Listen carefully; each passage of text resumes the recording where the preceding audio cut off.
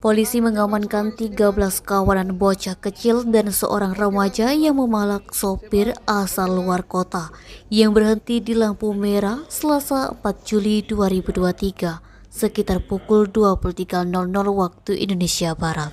Sebanyak 13 orang yang diamankan itu yakni Bayu Anggara 33 tahun, Tomiyanto 40 tahun, M. Nalip 20 tahun, JN 18 tahun, RSM 15 tahun, Regita S 17 tahun, DV 14 tahun, DW 12 tahun, RS 15 tahun, AZ 13 tahun, SA 16 tahun, RI 12 tahun, dan DP 15 tahun.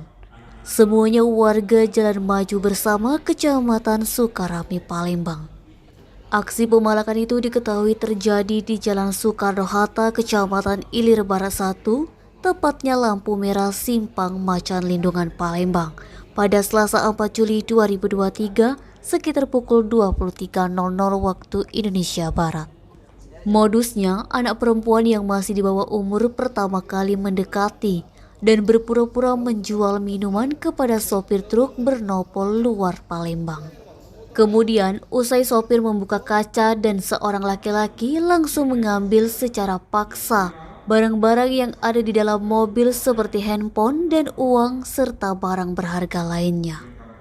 Kapolrestabes Palembang Kombes Pol Haryo Sugihartono melalui Kasat Reskrim AKBP Haris Dinza membenarkan telah mengamankan 13 kawanan bocil dan seorang dewasa yang memalak sopir.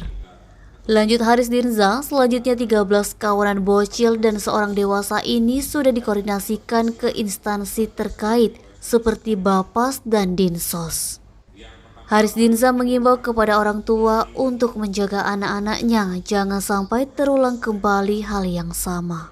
Sementara salah satu pegawai Dinsos Kota Palembang, Fenty, menambahkan, terkait dengan anak-anak ini khususnya yang di bawah umur, pihaknya sudah berkoordinasi dengan Dharma Pala Budi Perkasa milik Dinas Sosial Provinsi Sumsel. Denny, Sumek.co melaporkan.